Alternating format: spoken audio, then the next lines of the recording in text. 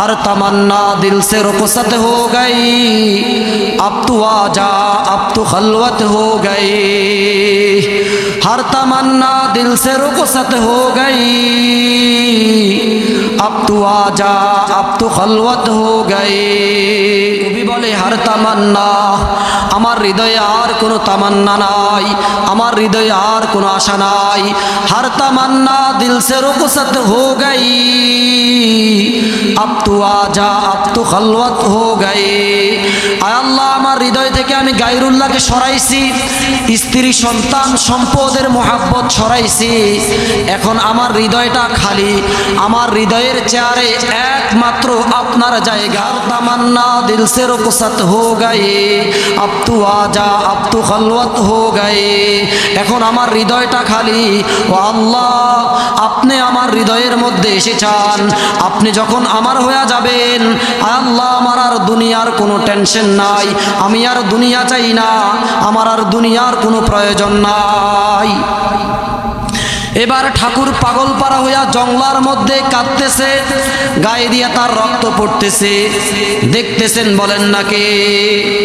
যখন আল্লাহর বান্দা আল্লাহর জন্য পাগল হইয়া যায়, দোস্ত, বাজারের মধ্যে যখন সন্তান বাবাকে হারায়, বাবাও তার সন্তানকে পাগলের মতো খুঁজতে থাকে। বাবা যখন বাজারের মধ্যে আওয়াজ পায়, বাবা বলে যখন একটা শব্দ তার কানের মধ্যে আসে, কার সন্তানে ডাকলো, কার সন্তানে ডাকলো, সে সেটা ভাবে না। সে ভাবে আমার আব্দুল্লাহ, আমার আব্দুর রহিম, আমার আব্দুল করিম, আমার সন্তান আমাকে ডাকতেছে। বাবা ডাকটা যখন শোনে, বাবার আওয়াজ শুই না, বাবা যখন দৌড়ায়া দৌড়ায়া সন্তানকে ধুলাবালি অবস্থায় কোলে নিয়ে আনে, ঠিক তেমনি ভাবে কোনো গুনাহগার বান্দা যখন আল্লাহু আকবার আল্লাহর দরবারে তওবা করে আল্লাহর কাছে যখন ক্ষমা চায়, আল্লাহ রাব্বুল আলামিন ওই বান্দার সমস্ত গুনাহগুলা ধুয়া মুইছা কোলে তুইলা নেয়। বলি সুবহানাল্লাহ। তেরে মাহবুবে কে আরব শাফাআত লেকে আয়া হো, हकीकत में सूरत लेके आया हो, नाज़मत लेके आया हो, नशौकत लेके आया हो, किला फत्ताह इल्लाहु, किला फत्ताह इल्लाहु। আপনাদেরকে আলোচনা বুঝতে হলে একটু মনোযোগ দিতে হবে। উপমহাদেশের প্রখ্যাত বুজুর্গ আল্লামা শেখ রশিদ আহমদ গঙ্গোহী রহমতুল্লাহ আলাই, হয়তোবা অনেকে নাম শুনেছেন, আবার অনেকে শোনেন নাই। আপনাদের কাছে পরিচিতি পাওয়ার জন্য বলি, আমাদের যেই উজানির সিলসিলা রয়েছে শেখ কারি ইব্রাহিম রহমতুল্লাহ আলাই, ওনার পীর সাহেব হলেন আল্লামা রশিদ আহমদ গঙ্গোহী। ব্রিটিশরা এই উপমহাদেশকে শোষণ করেছে, শাসনও করেছে, যার কারণে ব্রিটিশরা মিশনে নেমেছে, মসজিদ মাদ্রাসা উলামায়ে কেরামকে নিঃশেষ করে দেবে এবং যুদ্ধের মাধ্যমে শামিলি ফরাসিতে মুসলমানদের শোচনীয় পরাজয়ের কারণে উপমহাদেশ থেকে মসজিদ মাদ্রাসাগুলি বিলুপ্ত হয়ে গিয়েছিল। ইমামে রাব্বানি শেখ রশিদ আহমদ গঙ্গোহী রহমতুল্লাহ আলাই তিনি চিন্তা করলেন, মানুষরা তো দিন দিন অজ্ঞ মূর্খ হয়ে যাচ্ছে। আসলে এই ওয়াজ মাহফিল দ্বীনের তালিম আর তারবিয়াত না থাকলে কি হয়, যার বাস্তবতার জ্বলন্ত প্রমাণ আমি নিজ চোখে দেখে আসছি। গত 2 সপ্তাহ আগে আমার একটা মাহফিল ছিল হাইমচরে, চাঁদপুরের হাইমচর, চতুর্দিকে নদী বেষ্টিত। ওইখানে যাওয়ার পরে যা দেখি ওইখানে শুধু শিয়ালে ডাকে, কে ডাকে, আর আশেপাশে শুধু যারা আছে গণ্য মান্য সবাই হয়েছে জাইল্লা, মানে যে বেশি মাছ ধরতে পারে হে ওই এলাকার মোড়ল। তো যাওয়ার পরে দেখলাম আশেপাশে কোথাও কোনো মাদ্রাসা নাই, আর আপনাদের এলাকার মতো এত সুন্দর সুন্দর কারুকার্য মণ্ডিত মসজিদও নাই। তো সেখানে আপনার মসজিদ আছে টিনের। আমি একটু বর্ণনা দিচ্ছি আপনাদেরকে তাওয়াক্কুল বোঝানোর জন্য। তো এমতো অবস্থায় তাদের বাচ্চাদেরকে যদি কালিমায়ে তাইয়্যিবা জিজ্ঞেস করা হয়, তারা বলতে পারে না। এক মুরব্বিরে জিজ্ঞেস করা হয়েছে, বলেন তো কালিমায়ে তাইয়্যিবা, কুমিল্লে তাইয়্যিবা আবার কি? বলেন না নাউযুবিল্লাহ। তার অন্যতম কারণ হচ্ছে ধর্মীয় শিক্ষা, এরকম তালিম আর তারবিয়াতের ব্যবস্থা নাই ওইখানে। আল্লাহ তাআলা মাফ করুন, আমিন বলেন আমিন। অনেক আগে একজন বুজুর্গ আলেম সেখানে গিয়েছিলেন, যাওয়ার পরে জিজ্ঞেস করলেন যে ওয়াজের আগে আমি আপনাদেরকে একটা পরীক্ষা নিতে চাই। তা এখন পাবলিক হুজুর আমগরে পরীক্ষা টরীক্ষা নিন না, আমরা পড়ালেখা পারি না। কয় না, পরীক্ষা সহজটাই নিব। সহজ পরীক্ষায় জিগায়। তো ওই হুজুরে জিজ্ঞেস করতেছে, বলতেছে বলেন তো আমাদের নবীর নাম কি? একজন আরেকজনের মুখের দিকে তাকায়। কতক্ষণ পরে ভাইবা চিন্তা কয়, হুজুর আগে তো শুনছে আব্দুল কাদের জিলানী আসিল, কারে তিয়া কারে দিছে কইতে পারতাম না। বলেন না নাউযুবিল্লাহ। এ হচ্ছে মুসলমানের অবস্থা। বলেন আমাদের নবীর নাম কি? হযরত মুহাম্মদ। জোরে বলেন না হযরত মুহাম্মদ। তাহলে এই যে তাদের অবক্ষয় আর অধপতনের অন্যতম কারণ হচ্ছে দ্বীনি জলসা, মাহফিল, মাদ্রাসা, মসজিদ, তালিম তারবিয়াত না থাকার কারণে। তো ঠিক শামিলি এবং পলাশির যুদ্ধের পরে মুসলমানদের যে শোচনীয় অবস্থা, ইমামে রাব্বানি চিন্তা করলেন কিভাবে মানুষদেরকে তালিম আর তারবিয়াতের দিকে আকৃষ্ট করা যায়। যেই ভাবা সেই কাজ। উনি খানকা খুলে বসলেন। আপনারা অনেক হক্কানি রব্বানি পীর সাহেবদের হাতে বাইয়াত হয়ে থাকেন, সবক নিয়ে থাকেন। তো ওনার খানকার মধ্যে বুড়া জোয়ান সব ধরনের মানুষ গিয়ে সবক নিচ্ছে, নামাজ শুদ্ধ করে নিচ্ছে। এমতো অবস্থায় ইংরেজরা গোয়েন্দা পাঠাইছে, গোয়েন্দা, হিন্দু গোয়েন্দা। উনি সেখানে ছদ্মবেশে খানা পিনা করে থাকে। আসলে কি এখানে জঙ্গিবাদের ট্রেনিং দেওয়া হয় কিনা? এক সপ্তাহ থাকছে, থাকার পরে জঙ্গিবাদের কোনো আলামত খুঁজে পায় নাই। এক সপ্তাহ পরে হুজুর জায়গা কয়, কে আপনি আসছেন, আরো কিছুদিন থাকেন। বলে না হুজুর, যেটার জন্য আসছি সেটা না। বলে কি জন্য আসছেন? বলে আসছি শুনছি আপনাদের এখানে নাকি জঙ্গিবাদের ট্রেনিং দেওয়া হয়, এটার তৎপরতা বন্ধ করার জন্যে এটাকে সরকারিভাবে আমাদের উপর নির্দেশ আসছে। এখন কি পাইছেন? কিছুই তো পাইলাম না। তবে হুজুর আমার এতটুকু বুঝে আসে না, এখানে এত হাজার হাজার মানুষ খানা পিনা করতেছে, থাকতেছে, এদের খরচটা কোত্থেকে আসে? প্রশ্ন আসে কি আসে না? আসে কি আসে না? তো হিন্দু পুলিশ অফিসার বলতেছে, গোয়েন্দা বিভাগের লোক, যে এই টাকাগুলা কোত্থেকে আসে? আপনাদের কি আবার বাহিরের সাথে হাত আছে নাকি? হ্যাঁ আমাদের উপরের সাথে হাত আছে। কোথায় হাত আছে? বলেন না কোথায়? বলে হুজুর বুঝলাম না। কয় কি ব্যবসা করেন আপনারা? কি ব্যবসা? ব্যবসার নাম কি? এত টাকা কই থেকে আসে? এই ব্যবসার নাম হচ্ছে তাওয়াক্কুল। ব্যবসার নাম কি? জোরে বলেন কি? তাওয়াক্কুল। কয় হুজুর তাওয়াক্কুল আবার কোন ব্যবসার নাম? তাওয়াক্কুল আবার কোন ব্যবসার নাম? কয় তাওয়াক্কুল কোনো ব্যবসা না, তাওয়াক্কুল বুঝতে হইলে আপনাকে আরো এক সপ্তাহ থাকতে হবে। এবার হিন্দু পুলিশ অফিসার আরো এক সপ্তাহ। তাওয়াক্কুল কি জিনিস আমি দেখি। এক সপ্তাহ পরে কয় হুজুর আমার তো ডিউটি আছে, এতদিন থাকা যাবে না। তো যাওয়ার সময় পকেট থেকে 10 টাকা বাহির কইরা বলতেছে, হুজুর এই 10টা টাকা আপনার এখানের জন্য রাখেন। তখনকার 10 টাকা বর্তমানের কম পক্ষে 30,000 টাকা হবে। কত? তো বলে হুজুর এই টাকাটা আপনি রাখেন। বলে না, আমি আপনার টাকা কেন নিব? কোন আপনি নিতেই হবে। যদি না নেই আমার হৃদয় কষ্ট পাবে, আমার আত্মা কষ্ট পাবে। বলে নিতেই হবে। কয় হ্যাঁ। কয়েক সপ্তাহ আগে আপনি আমাকে বলছিলেন না তাওয়াক্কুল কোন ব্যবসার নাম?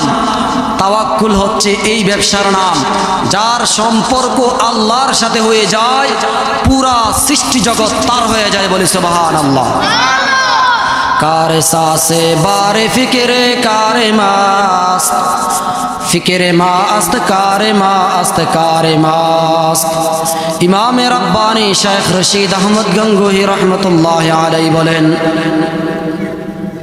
আপনি কিছুদিন পূর্বে আমাকে জিজ্ঞেস করেছিলেন তাওয়াক্কুল কোন ব্যবসার নাম? তাওয়াক্কুল হলো এই ব্যবসার নাম। এটা এমনি এমনি হয়, উপর থেকে ফয়সালা হয়।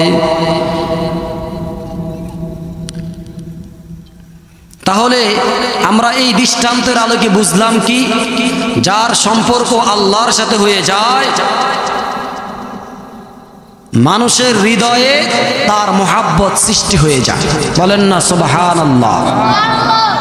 এই জন্য দুনিয়ার কোন মানুষ আপনাকে আমাকে কি বলল, ভালোবাসলো না বাসলো, গীবত সমালোচনা করলো, যা কিছু করলো, এটা আমার দেখার বিষয় না, আমার জানার বিষয় না। আমার রব আমার উপর খুশি আছেন কিনা আমাকে সেটাই দেখতে হবে। জোরে বলেন ঠিক কিনা? মুহতারাম হাজিরিন, তাহলে যখন আমরা আল্লাহর উপর ভরসা করব, তো আমাদের অভিভাবককে বলেন না কে? আমি যখন গাড়িতে উঠি, যিনি গাড়ির ড্রাইভিং করেন তিনি আমার অভিভাবক, রাহবার হয়ে আমাকে ঢাকা নিয়ে যান, চাঁদপুর নিয়ে যান, ফরিদগঞ্জ নিয়ে যান, কুমিল্লা নিয়ে যান, সে অভিভাবক।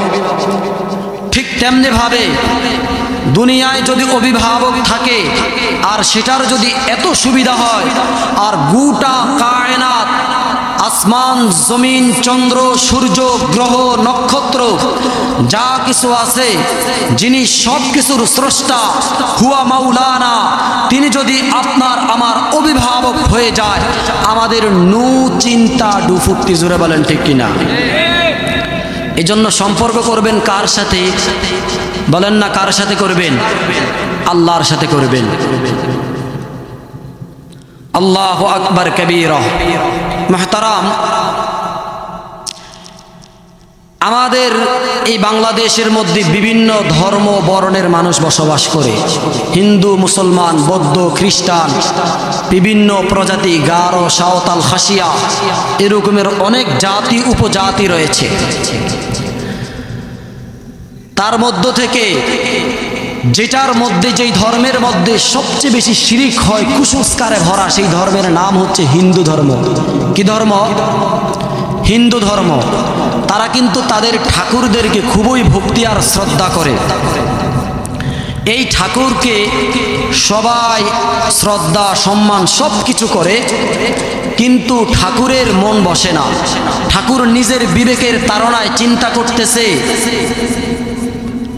যে আমি যেই মূর্তির পূজা করি, সেই মূর্তিকে তো আমি নিজের হাত দিয়া ঘষা মাজা করি, এটারে খাবার দিলে খায় না, এটা কথা বলে না, এতদিন ধরে তাকে রাম রাম হরে কৃষ্ণ হরে রাম বলি, সে কোনো উত্তর দেয় না। এটা কিসের রব? এটা কিসের খোদা? এটা কিসের ভগবান? তার ভিতরে তলব জাগছে। কি জাগছে? তার ভিতরে অন্বেষণের চিন্তা, সঠিকটা বুঝার চিন্তা। সে চিন্তা করতে করতে তার মুখ দিয়ে হরে কৃষ্ণ হরে নাম না এসে তার জবানে একটাই আওয়াজ, আইনাল্লাহ আইনাল্লাহ, আল্লাহ তুমি কোথায়? এইভাবে ঠাকুর সারাদিন সমস্ত পূজা ছেড়ে দিয়ে, সমস্ত প্রার্থনা ছেড়ে দিয়ে তার জবানের মধ্যে একটাই আওয়াজ, আইনাল্লাহ আইনাল্লাহ, আল্লাহ তুমি কোথায়? এইভাবে ঠাকুর পাগল পারা হইয়া মন্দিরের মধ্যে কোনো কর্ম সম্পাদন করে না। মূর্তিকে আর পূজা করতেও তার মনে ধরে না। তার হৃদয়ের মধ্যে একটাই আওয়াজ, আইনাল্লাহ আইনাল্লাহ, আল্লাহ তুমি কোথায়? এক পর্যায়ে এসে আল্লাহর পাগল হইয়া তার সমস্ত ভক্তবিন্দুদেরকে বললেন, আমার হৃদয়ের মধ্যে এই ধর্মের উপরে, এই পূজার উপরে আর ভক্তি নাই। আমি আর বেশি দিন দায়িত্ব পালন করতে পারবো না। আপনারা একজন ঠাকুরের ব্যবস্থা করেন। আমি আমার রব কোথায়, আল্লাহ কোথায়, আমি আমার আল্লাহকে খুঁজে পেতে চাই। সারাদিন শুধু আইন আল্লাহ আইন আল্লাহ বলতে থাকে। এইভাবে পাগলের মতো দৌড়ায়, চিৎকার করে, চেঁচামেচি করে। আল্লাহর পাগলরা এমনই হয়ে থাকে, আল্লাহকে খুঁজতে খুঁজতে অস্থির আর পেরেশান, হয়রান হইয়া সারাদিন তার মুখের মধ্যে একটাই আওয়াজ, আইনাল্লাহ আইনাল্লাহ, আল্লাহ তুমি কোথায়? চিন্তার কল্পনা করতে করতে সে লোকালয় ছেড়ে জঙ্গলায় চলে গেল। সেইখানে গিয়া কাটার মধ্যে সে জড়ায়া, শরীর দিয়া তার রক্ত পড়ে, মুখ দিয়া লালা পড়ে, জামা কাপড়গুলা ময়লা হয়ে গেছে। তার হৃদয়ের মধ্যে একটাই তলব, তার হৃদয়ের মধ্যে একটাই তামান্না, हर तमन्ना दिल से रुखसत हो गई, अब तू आजा अब तू खलवत हो गई। हर तमन्ना दिल से रुखसत हो गई, अब तू आजा अब तू खलवत हो गई। কবি বলে, হার তামান্না, আমার হৃদয়ে আর কোনো তামান্না নাই, আমার হৃদয়ে আর কোনো আশা নাই। হার তামান্না দিল সে রুখসত হো গই, আব তু আজা আব তু খলওয়াত হো গই। আয় আল্লাহ, আমার হৃদয় থেকে আমি গায়রুল্লাহকে সরাইছি, স্ত্রী সন্তান সম্পদের মোহাব্বত সরাইছি। এখন আমার হৃদয়টা খালি, আমার হৃদয়ের চেয়ারে একমাত্র আপনার জায়গা। দিল সুর हर तमन्ना दिल से रुखसत हो गए, अब तू आजा अब तू खलवत हो गए। এখন আমার হৃদয়টা খালি। ও আল্লাহ, আপনি আমার হৃদয়ের মধ্যে এসেছেন। আপনি যখন আমার হয়ে যাবেন, আল্লাহ আমার আর দুনিয়ার কোনো টেনশন নাই, আমি আর দুনিয়া চাই না, আমার আর দুনিয়ার কোনো প্রয়োজন নাই। এবার ঠাকুর পাগল পারা হইয়া জঙ্গলার মধ্যে কাঁদতেছে, গায়ে দিয়া তার রক্ত পড়তেছে। দেখতেছেন, বলেন না কে? যখন আল্লাহর বান্দা আল্লাহর জন্য পাগল হইয়া যায়, দোস্ত, বাজারের মধ্যে যখন সন্তান বাবাকে হারায়, বাবাও তার সন্তানকে পাগলের মতো খুঁজতে থাকে। বাবা যখন বাজারের মধ্যে আওয়াজ পায়, বাবা বলে, যখন একটা শব্দ তার কানের মধ্যে আসে, কার সন্তানে ডাকলো, কার সন্তানে ডাকলো, সে সেটা ভাবে না। সে ভাবে, আমার আব্দুল্লাহ, আমার আব্দুর রহিম, আমার আব্দুল করিম, আমার সন্তান আমাকে ডাকতেছে। বাবা ডাকটা যখন শুনে, বাবার আওয়াজ শুই না, বাবা যখন দৌড়ায়া দৌড়ায়া সন্তানকে ধুলাবালি অবস্থায় কোলে নিয়ে আনে, ঠিক তেমনি ভাবে কোনো গুনাহগার বান্দা যখন আল্লাহু আকবার, আল্লাহর দরবারে তওবা করে, আল্লাহর কাছে যখন ক্ষমা চায়, আল্লাহ রাব্বুল আলামিন ওই বান্দার সমস্ত গুনাহগুলা ধুইয়া মুইছা কোলে তুইলা নেয়। বলি সুবহানাল্লাহ। तेरे महबूब के आरब शबाअत लेके आया हो, हकीकत उसमें सूरत लेके आया हो, नाज़मत लेके आया हो, नशौकत लेके आया हो, किला फत्ताह इल्लाहु, किला फत्ताह इल्लाहु। ওই ঠাকুর যখন আল্লাহকে খুঁজতেছে, আল্লাহু আকবার, আল্লাহর মোহাব্বত যার হৃদয়ে থাকে, আল্লাহ তাআলার সমস্ত মাখলুকাতের অন্তরে তার মোহাব্বত দিয়া দেয়। সুদূর ইস্পাহানের একজন বুজুর্গ ছিল, সেই বুজুর্গ এই বিষয়টা কাশফের মাধ্যমে জানতে পারলেন। তিনি বললেন, আমি যখন মারা যাব, তোমরা আমার লাশকে দাফন করবে না, কাফনও পড়াবে না, তোমরা আমার লাশটাকে ইস্পাহানের জঙ্গলে নিয়ে যাবা। সেই জঙ্গলের মধ্যে একজন আল্লাহর পাগল আছে, একজন আল্লাহর পাগল, যে সারাদিন শুধু আইন আল্লাহ আইন আল্লাহ বলতে থাকে। ওই লোকটাকে তোমরা আমার জানাজা পড়াইতে বলবা। সে তখনও ঈমান আনে নাই। ওই আল্লাহর ওলি, আল্লাহর কুতুব যখন ইন্তেকাল করলেন, তার মুরিদরা আরো 6 জন কুতুব, অনেক বড় বুজুর্গ, তারা তাদের পিসাবের লাশ নিয়ে ইস্পাহানের জঙ্গলে রেখে আসলেন। লাশের পাশে সবাই দাঁড়িয়ে আছে। সামনে গিয়ে দেখলেন একজন পাগল, গায়ে ঝরা জীর্ণ পোশাক, গায়ে দিয়া রক্ত পড়ে, মুখে দিয়া লালা পড়ে, আর শুধু একটাই আওয়াজ দেয়, আইন আল্লাহ, আল্লাহ তুমি কোথায়? তারা তাকে গিয়া গোসল করালেন আর বললেন, আপনি আল্লাহকে খুঁজতেছেন, আল্লাহ তাআলাও আপনাকে খোঁজার জন্য আমাদেরকে পাঠায়া দিছেন। এবার তাকে বললেন, আল্লাহ তো আপনাকে আপন করে নিতে চায়, কিন্তু আপনার শিরিক আর কুফরের কারণে, এই নাফাকির কারণে আল্লাহ আপনাকে নিতে পারতেছেন না। বলে, এই লাশ কিসের, আপনারা কোত্থেকে আসছেন? বলে, এটা আমাদের পীর সাহেবের লাশ। আমাদের পীর সাহেব মরার আগে বলে গেছেন, একজন বুজুর্গ ব্যক্তি আল্লাহর তালাশ করে, সে বাগানের মধ্যে আছে, তোমরা তাকে বলবা আমার জানাজা পড়ার জন্য। সে তখনও তাওহীদে বিশ্বাসী না, তোমরা তাকে কালিমা পড়ায়া মুসলমান বানাইবা। সে তোমাদের থেকেও অনেক বড় বুজুর্গ, আল্লাহকে ডাকতে ডাকতে সে আল্লাহর পেয়ারা বুজুর্গ হয়ে গেছে। বলি সুবহানাল্লাহ।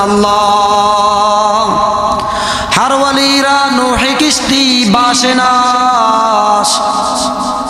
হারওয়ালিরা নোহে কিস্তি বাসে না। কবি বলেন, আল্লাহর ওলিরা বুজুর্গরা তারা নূহ নবীর নৌকার মতো। নূহ নবী নৌকার উঠার কারণে হাজার হাজার কাফের দুশমনরা বন্যার মধ্যে প্লাবিত হইয়া তারা তাদের জানকে রক্ষা করতে পারে নাই। কিন্তু যারা ঈমান এনেছিল নূহ নবীর নৌকার মধ্যে আশ্রয় নিয়ে তারা তাদের জীবনকে বাঁচাতে পেরেছে। বর্তমানে ফিতনা ফাসাদের জামানায় বুজুর্গ উলামায়ে কেরামের তত্ত্বাবধানে থাকলে ইনশাআল্লাহুল আজিজ ফিতনার তুফান আমাদেরকে গ্রাস করতে পারবে না। এবার সেই বুজুর্গকে তারা বললেন, জানাজা পড়ান। বলে, আমি কি জানাজা পড়াবো? বলে, আল্লাহ তাআলা আপনাকে এমন দারাজাত দিয়েছে, আপনি আল্লাহকে ডাকতে ডাকতে আল্লাহ তাআলার এমন প্রিয় আর এমন পেয়ারা হয়েছেন, আপনার মর্যাদা আমাদের থেকেও বেশি হয়ে গেছে। বলি সুবহানাল্লাহ। তো দোস্ত, এজন্য আল্লাহ তাআলা আমাদেরকে তালাশ করে, খুঁজে, আমাদেরকে কি করেন? খুঁজেন, তালাশ করেন। দুনিয়ার মানুষ আসামিদেরকে তালাশ করে শাস্তি দেওয়ার জন্য, জোরে বলেন ঠিক কিনা? আর রব্বে কারীম অপরাধীদেরকে তালাশ করেন ক্ষমা করার জন্য। বলি সুবহানাল্লাহ। কেমন মালিক? আল্লাহ। আল্লাহ আল্লাহ অনেক মহান, আল্লাহ অনেক দয়াশীল, দয়াময়, গফুরুর রহিম। আবার আল্লাহ তাআলা এটাও বলেছেন, লিমানিল মুলকুল ইয়াউম লিল্লাহিল ওয়াহিদিল কাহ্হার, যে কিয়ামতের মাঠে আল্লাহ তাআলা এত ভয়াবহ হবেন, বলবেন যে আজ এই রাজত্ব কার? তো আল্লাহ আবার নিজেই উত্তর দিবেন, লিল্লাহিল ওয়াহিদিল কাহ্হার। তা আল্লাহ ভয়াবহ, আল্লাহ পরাক্রমশালী, আল্লাহ তাআলা মেহেরবান। তো একবার এক গ্রাম্য লোক এক ইমাম সাহেব হুজুরকে জিজ্ঞেস করতে আছে, হুজুর কয় কি? কয়, আমরা মরার পরে বেলে কিয়ামত হইব, আখিরাত হবে। কয়, হ্যাঁ হইব। তো কহিয়ানো বেলে বিশাল খায় কারবার, বিচার আচার হইব। কয় হ্যাঁ। কয়, বিচার আচার হইলে বিচারটা করব কে? কয়, আল্লাহ। কে? চোরে বলেন না, কে? কয়, আল্লাহ নি? কয় হ্যাঁ। কয়, কোন আল্লাহ? ওই যে যারে 5 ওয়াক্ত নামাজে ডাকি, হয়নি? কয় হ্যাঁ। কই যে যারে উঠতে বসতে সুবহানাল্লাহ, আলহামদুলিল্লাহ, আল্লাহু আকবার এভাবে ডাকি, হয়নি? কয় হ্যাঁ। কোথাও তো কোনো ডরে নাই। মানুষে কই বিশাল কায় কারবার হইব, আমি তো হেরে ডাকি, বলেন না সুবহানাল্লাহ। আল্লাহর সাথে যদি আমাদের সম্পর্ক থাকে, হাসরের দিন কোনো ভয় আছে? কোনো ভয় নাই। তা আমি যে আয়াতে কারিমা তেলাওয়াত করেছি, কুল্লা ইউসিবানা ইল্লা মা কাতাবাল্লাহু লানা হুয়া মাওলানা ওয়া আলাল্লাহি ফালইয়াতাওয়াক্কালিল মুমিনুন, যা আল্লাহ তাআলা আমাদের জন্য যা কিছু নির্দিষ্ট রেখেছেন, যা আমাদের জন্য বরাদ্দ রেখেছেন, সেটাই আমাদের কাছে পৌঁছবে, অর্থাৎ তাকদীরের উপর বিশ্বাস করা। তারপরে বলতেছেন হুয়া মাওলানা, আল্লাহই আমাদের অভিভাবক, ওয়া আলাল্লাহ ফালইয়াতাওয়াক্কালিল মুমিনুন, আর মুমিনদের উচিত একমাত্র কার উপর ভরসা করবে? আল্লাহর উপরে। নবী আকরাম সাল্লাল্লাহু আলাইহি ওয়াসাল্লামের একজন সাহাবী ছিল, নাম ছিল সালমান ফারসি। নাম কি? সালমান ফারসি। সালমান ফারসির ত্যাগ তিতিক্ষা, অনেক কোরবানি। আমরা তো মায়ের পেট থেকেই ইসলাম পেয়ে গেছি, ঠিক না? আর সালমান ফারসি তিনি বহু রাস্তা পাড়ি দিয়েছেন, সেটা আমার আলোচ্য বিষয় না। তো সেই সালমান ফারসি নবীজিকে অনেক পরামর্শ দিয়েছেন, উপদেষ্টাও ছিলেন।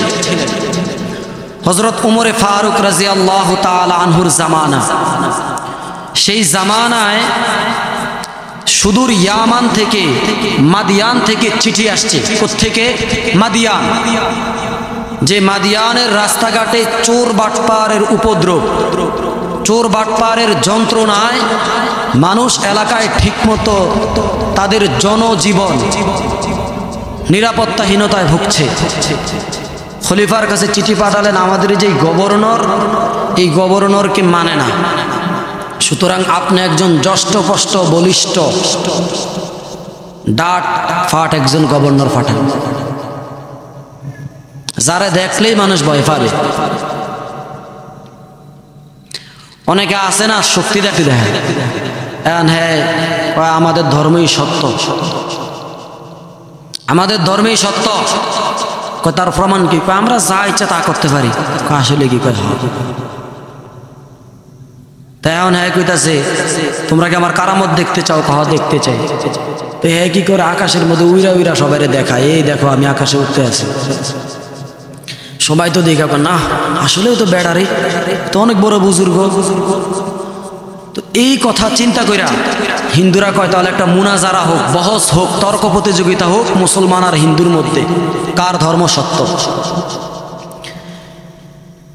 তো মুসলমানদের মধ্যে একজন বুজুর্গ ছিল, আল্লামা আব্দুল কুদ্দুস গঙ্গোহী। ওনাকে বললেন, হুজুর হিন্দুদের উৎপাত বাইরে গেছে, হীরা জায়গায় জায়গায় কেরামতি দেখায়, হেগো ধর্ম সত্য, এরা আকাশে উড়ে, তো আপনারা একটু কেরামত টেরামত দেখান, আমাদের ধর্মটারে মেরামত করেন। যেই ভাবা সেই কাজ, মাঠের মধ্যে গেছে। যাওয়ার পরে 4 জন তালেবুল ইলম ছাত্র নিয়ে গেছে। কয়জন? 4 জন। তোমরা 4 জন 4 কোণাত খাড়াইছে, ফিসা বুজুরে মাঝখানে। হিন্দু ঠাকুররা কয় হ্যাঁ 1 2 3 বলছে, ঠাকুরের উপরে উঠা হে উঠতে আছে। যখন উঠতে আছে, আব্দুল কুদ্দুস গঙ্গোহী বললেন, ছাত্ররা তোমরা আজান দাও। কি দাও? বলেন না, কি দাও? আজান দাও। ছাত্ররা যখন বলছে আল্লাহু আকবার, বলেন বড় কে? কে বড়? বলতে কি লজ্জা লাগে? যখন বলছে আল্লাহু আকবার, আল্লাহু আকবার বলতে দেরি, ঠাকুরের কেরামতি সাথে সাথে শেষ, একেবারে উপরের থেকে পইরা হাড্ডি গুড্ডি বাইঙ্গা সুমার। এখন হিন্দুরা বলতে আছে, কিউ এই ঘটনা কোত্থেকে হইল? সবাই কয় কি কেরামতি দেখায়? হ্যাঁ এতদিন আধা ঘন্টা 1 ঘন্টা আকাশের মধ্যে উড়ে, আজ কাছে 1 মিনিটে আর কেরামতি শেষ। তা এখন বলতে আছে যে ছোট 4 হুজুরের ঠেলায় আমাদের ঠাকুর সিট ফটাং হাড্ডি গুড্ডি বাইঙ্গা সুমার, আর বড় হুজুরের খেলা তো এখনো বাকি আছে। তো এই জন্য দোস্ত, মুসলমান যতদিন আল্লাহু আকবারের ধ্বনি আর আল্লাহর একত্ববাদের সাক্ষী দেবে, মুসলমানদের পায়ের নিচে সারা বিশ্বের পরাশক্তি মাথা নত করতে বাধ্য হবে। জোরে বলেন ঠিক কিনা?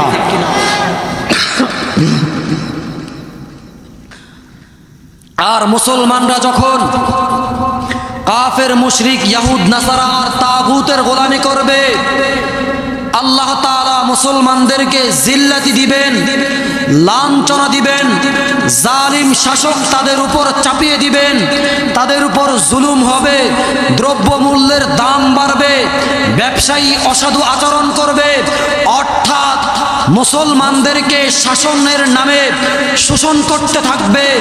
মুসলমানদের প্রথম কিবলা যেটার মধ্যে মেরাজ হয়েছে মসজিদুল আকসা, আজকে মুসলমানদের অধঃপতন আর অবক্ষয়ের কারণে ইয়াহুদ নাসারা আর তাগুতরা দখল করে নিয়েছে। জোরে বলেন ঠিক কিনা? আমরা যদি আবারও আল্লাহু আকবারের ধ্বনি দিয়ে সামনে অগ্রসর হই, শাহজালাল ইয়ামানি গৌর গোবিন্দের প্রাসাদকে কাঁপিয়ে দিয়েছেন, সেই আল্লাহ এখন আছেন না নাই? আমরা যদি আল্লাহু আকবারের ধ্বনি দিতে পারি, আমরা যদি ময়দানকে কাঁপিয়ে দিতে পারি, ইনশাআল্লাহুল আজিজ আবারও গৌর গোবিন্দের চেলা আর চামুন্ডারা যারা নির্বাচনের স্লোগানের মধ্যে বলে কিসের নামাজ, নামাজকে কটাক্ষ করে, আল্লাহর ঘর নিয়ে কটাক্ষ করে, ওরা এই জমিন থেকে পালাতে বাধ্য হবে। জোরে বলেন ঠিক কিনা? মুসলমান যদি আবারও সেই শাহজালালের তলোয়ার, উমরের হুঙ্কার ছাড়তে পারে, আবারও কাফের আর মুশরিকরা মুসলমানদেরকে নমো নমো করতে বাধ্য হবে। জোরে বলেন ঠিক কিনা? মুহতারাম হাজিরিন, হযরতে সালমান ফার্সি ঘটনা মনে আসেনি?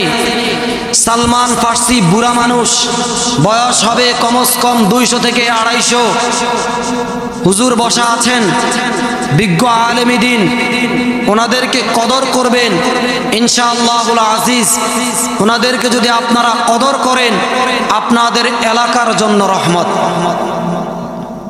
ভুল হলে অবশ্যই হুজুর আমাদেরকে ইসলাহ করে দিবেন। হযরতে সালমান ফার্সি তিনি বৃদ্ধ, জীর্ণ শীর্ণ। অনেকে আবার বুড়াদেরকে দেখলে অবহেলা করে। জোরে বলেন ঠিক কিনা? বাসের মধ্যে উঠলে ইন্দা কয় চাচা, আবার হিন্দা ধাক্কা দেওয়া কয় পিছিয়ে যান। ঠিক নেই? চাচা, এই চাচা, এই চাচা, আপনি পিছিয়ে যান, পিছিয়ে যান, আছে না নাই? আবার কয় দাদা পিছিয়ে যান, তিনটা কলি দাদা, হিন্দা আবার কয় ঠেলা দেওয়া কয় পিছিয়ে যান। আবার কয় বুড়া মানুষ গাড়ি তোলা না। আর বুড়া মানুষের মধ্যেও পাওয়ার আছে। জোরে বলেন ঠিক কিনা? তার প্রমাণ সালমান ফার্সি। বয়স কত? কমস কম 200 থেকে 250 মতান্তরে। কোত্থেকে চিঠি আসতে? মাদিয়ান থেকে। কোত্থেকে বলেন না? চিঠি আসছে যে চোর বাটপার বেড়ে গেছে, একজন জ্যেষ্ঠ স্পষ্ট বলিষ্ঠ গভর্নর পাঠানোর জন্য। তো সালমান ফার্সি তিনার প্রস্তাব আসছে, মজলিসে শুরা অর্থাৎ পরামর্শ পরিষদ বসলো। সিদ্ধান্ত হলো যে মাদিয়ানে হযরত সালমান ফার্সিকে প্রেরণ করা হবে। বলেন সাহাবীর নাম কি? সালমান ফার্সি। সাহাবীর নাম কি? সবাই বলেন নাম কি? সালমান ফার্সি।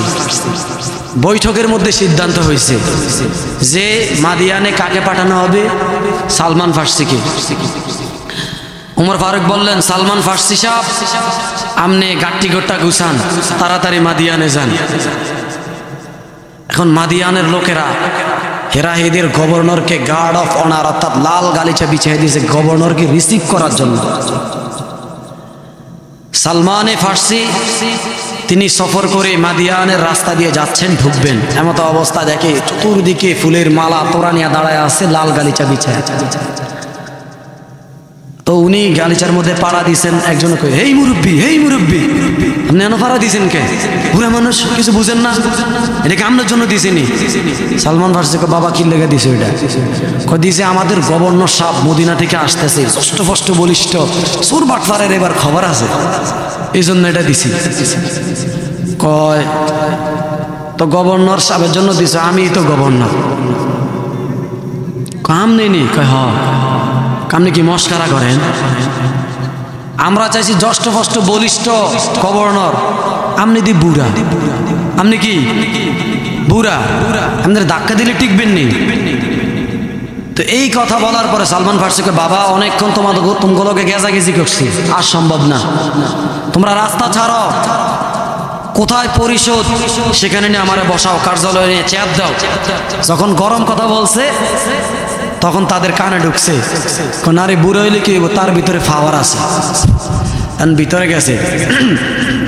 যাওয়ার পরে এলাকার মধ্যে সমালোচনা কানা ঘষা চলতে আছে, এই বুড়া বেড়ায় কিত্তু আইছে, বুড়া বেড়া নিয়ে সুর বাকফা সামলাইব, এই চিন্তা কইরা এখন সবাই এই কানা ঘষা করে। তো যুবকরা কিন্তু সহজে বুঝে, জোরে বলেন ঠিক কিনা। যেই সমাজের যুবকরা ভালো হয়ে যায় সেই সমাজ পরিবর্তন হয়ে যায়, যেই সমাজের যুবকরা নামাজি হয়ে যায় সেই সমাজে নামাজের সময় চায়ের দোকান খোলা থাকে।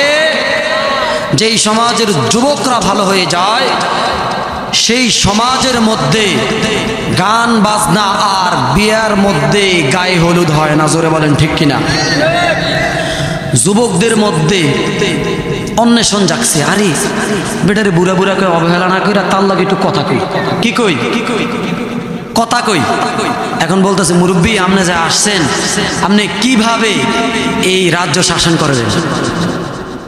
তো দেখতেছে এখানে কি বলেন তো, এটা কি সাদা কাগজ, তো উনি কলম দিয়া লিখতেছে। বলে মুরব্বী আপনি কি করেন? আমি চিঠি লিখি। কি লিখি? চিঠি লিখি। বলে কার কাছে? কয় বাঘ আর সিংহের কাছে, শিয়ালের কাছে চিঠি লিখতে আছে। কার কাছে? শিয়ালের কাছে। কয় হে গোদারে চিঠি থাকেন কি কাম? কয় আজকে থেকে এই মাদিয়ানের রাস্তাঘাট দোকানপাট যা কিছু আছে সব কিছু পাহারা দিবে জংলার বাঘ সিংহ শিয়াল। এই কথা শুই না কয় এতক্ষণ ভাবছি মুরব্বীর গায়ে শক্তি টক্তি কিচ্ছু নাই, এখন দি পুরা মাথাটাই গেছে, এর মাথা আসলেই কিচ্ছু নাই। তো বলতেছে মুরব্বী আপনি কি পাগল হয়ে গেছে, আপনি এগুলা কি বলেন? এক পর্যায়ে বলতেছে বাবা এত কথা আপনারা বুঝবেন না। আচ্ছা ঠিক আছে, আপনার সাথে বাঘ সিংহ শিয়ালের সাথে কথা হয় নাই, তাহলে মাদিয়ানের নগরী পাহারা দিবে এটার ক্লিয়ারেন্স আপনি কেমনে পাইছেন? আল্লাহু আকবার। হযরতে সালমান ফার্সি চোখের পানি ছাইড়া দিছে, চোখের পানি ছাইড়া দিয়া বলে বাবা আপনারা আমাকে বারবার প্রশ্ন করতেছেন, বিরক্ত করতেছেন, আসার পর থেকে আপনারা আমাকে একের পর এক প্রশ্ন করেই যাচ্ছেন। বাবা আমার সাথে বাঘ সিংহ শিয়ালের সাথে কোনো কথা হয় নাই। ও বাবা আমার সাথে বাঘ সিংহ শিয়ালের সাথে কোনো কথা হয় নাই, তবে বাঘ সিংহ শিয়ালের মালিক আপনার আমার একজন মালিক আছে। বাঘ সিংহ শিয়ালের মালিকের সাথে সেজদার মধ্যে আমার কথা হইছে, আমার আল্লাহর সাথে আমার কথা হইছে। আমার আল্লাহ আমাকে জানায় দিছে আগামীকাল থেকে সন্ধ্যার পরে মাদিয়ানের রাস্তাঘাট দোকানপাট জংলার বাঘ সিংহ শিয়াল পাহারা দিবে। সাথে সাথে যুবকরাও চোখের পানি ছেড়ে দিছে, বলে বাবা বাঘ সিংহ শিয়ালের সাথে আমার কোনো সম্পর্ক নাই, কথাও হয় নাই, তবে বাঘ সিংহ শিয়ালের মালিক আমাকে আশ্বাস দিছে, কথা দিছে, আমি ওই আল্লাহর উপর ভরসা করেছি, তাওয়াক্কালতু আলাল্লাহ। আমার আল্লাহ আমাকে ওয়াদা দিয়েছেন, আমার আল্লাহর ওয়াদা কখনো বৃথা যায় না। আগামীকাল থেকে মাদিয়ানের রাস্তাঘাট দোকানপাট বাঘ সিংহ শিয়াল পাহারা দিবে। পরের দিন সন্ধ্যা হতে দেরি, সমস্ত মানুষ মাগরিবের জামাতে দাঁড়ায় গেছে।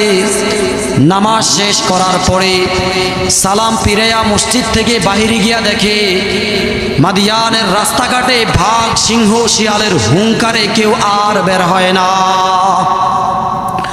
आजिज़ हो गुनाहगार हो आए खालिक अकबर, दिन रात ये करता हो दुआ हाथ उठा कर। पाबंदी तकदीर है पाबंदी अहकाम ये मसाला मुश्किल नहीं है मर्द खिरज़मान ए कान में सो जारे बदन जाता है तकदीर ऐ उसका मुक़ल्लद अभी नाखुश अभी खुरसात तकदीर है पाबंद नबातत व जमादात मोमिन फ़क़ता काम इलाही का हिफाज़त ও এলাকার যুবক তরুণ বাবারা মাহফিলে আগত আমার কলিজার টুকরা মহাব্বতের ভাই এবং বন্ধুরা আগামী কালকে দোকানপাট রাস্তাঘাট সব কিছুই থাকবে সব কিছু স্বাভাবিক নিয়মেই চলবে তবে এই যুব সমাজ আজকে যে আয়োজন করেছেন এই আয়োজন আর থাকবে না এই জায়গায় আর মজমাও হবে না এই জন্য দোস্ত কিসের এত পেরেশানি রিজিকের জন্য আমরা হয়রান আর পেরেশান হয়ে যাই সকাল থেকে সন্ধ্যা সন্ধ্যা থেকে সকাল সারাক্ষণ শুধু মাথার মধ্যে একটাই ফিকির একটাই টেনশন কিভাবে 2 টাকা ইনকাম করা যায় কিভাবে ভালো মন্দ খাওয়া যায় কিভাবে 2 টাকা আয় করা যায় আপনি যখন টাকা ইনকাম করেন আপনার ভাই মোহাব্বতের বন্ধু বান্ধবের অভাব নাই সবাই আপনাকে মোহাব্বত করে কিন্তু দোস্ত আপনি ব্যবসায়ী আপনি ব্যবসা করে যখন বাড়িতে ফেরার সময় হয় আপনার স্ত্রী আপনার সন্তান পরিজন সবাই তাকায়া থাকে আপনি কখন আসবেন এক সময় এত আধুনিকও ছিল না ডিজিটালও ছিল না রাস্তার মধ্যে চেরাগ অর্থাৎ কুফি বাতি নিয়ে মানুষ দাঁড়ায়া থাকতো বাবা নারায়ণপুরে গেছে নায়ের গাঁয়ে গেছে গৌরীপুরে গেছে এই সময় আসবে এই সময় আসার জন্য তারা অপেক্ষা করে দোস্ত যেই মানুষটাকে যেই হেলাল ভাইকে যেই নেসার ভাইকে ব্যবসায়ী হওয়ার কারণে তার স্ত্রীরা বন্ধুরা বান্ধবরা আহলান সাহালান মারহাবান দিয়া ঘরের মধ্যে ঢুকায় আর কত মোহাব্বত করে জড়ায়া ধইরা থাকে বেনারসি শাড়ির আবদার করে সেই হেলাল ভাই আর নেসার ভাই যদি সেই রাত্রে বেলায় তার নিঃশ্বাসটা চইলা যায় নিজের নামটাও থাকে না শরীরের মধ্যে কাপড় চোপড়ও থাকে না বিবি বলে ওনাকে ঘর থেকে বের করেন গুনা বড় মসজিদের হুজুরকে ডাকেন অমুক হুজুরকে ডাকেন ডাইকা তাড়াতাড়ি দাফন কাফনের ব্যবস্থা করেন ওনাকে খাট থেকে নামান মসজিদের বারান্দায় নিয়ে যান দোস্ত তখন আর ওনার নাম হেলালও থাকে না ওনার নাম নেসারও থাকে না ওনার নাম রাফিও থাকবে না তখন তার নাম থাকবে না পোশাক থাকবে না তখন বলবে লাশ কোথায় এই জন্য কোন এক কবি বলেছেন আমি প্রায় বলে থাকি कैसे कैसे ताजदारा बादशाह चल गई ओ खजाना बाला खाना शान शौकत क्या हुई कैसे कैसे खूबसूरत रानिया शहजादिया तन बदन सब गल गई है शक्ल सूरत क्या हुई कवि করুণ ভাষায় বলেন कैसे कैसे ताजदारा बादशाह चल गई কত বড় বড় রাজারা আর বাদশারা হামান কারুন ফেরাউন সাদ্দাত তারা এই জমিনের মধ্যে রাজত্ব নিয়া ছিল এই জমিনের মধ্যে থাকতেও হয়েছিল আল্লাহু আকবার তারা থাকতে পারে নাই বলতেছে তন বদন সব গল গই है शक्ल सूरत क्या हुई আজকে তাদের অঙ্গ প্রত্যক্ষ নাই তাদের শরীরের মধ্যে আর কোনো কিছু নাই এবার বলতেছেন कैसे कैसे खूबसूरत रानिया शहजादिया तन बदन सब गल गई है शक्ल सूरत क्या हुई কত সুন্দর সুন্দর নারীরা মেয়েরা রাস্তা দিয়া হেলে ধুলে চুলগুলো নাড়ায়া সুন্দরভাবে মেকআপ করিয়া রাস্তা দিয়ে হাঁটতো আর যাইতো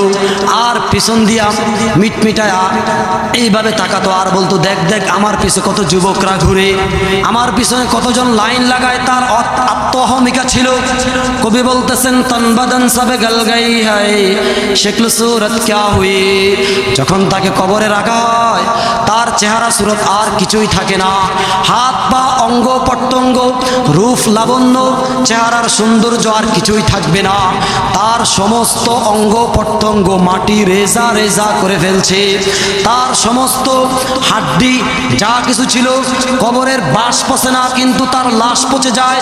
এমতো অবস্থায় দোস্ত এই দুনিয়ার মধ্যে কেউ থাকতে পারবেন না। এই জন্য বলি, আমার কথা শেষ, যে কবরের মধ্যে আমাদেরকে শুয়ে রাখা হবে, এই কথা কেউ অস্বীকার করতে পারবে না। কুল্লু নাফসিন যায়কাতুল মাউত সুম্মা ইলাইনা তুরজাউন। প্রত্যেক প্রাণীকেই মৃত্যুর স্বাদ আস্বাদন করতে হবে।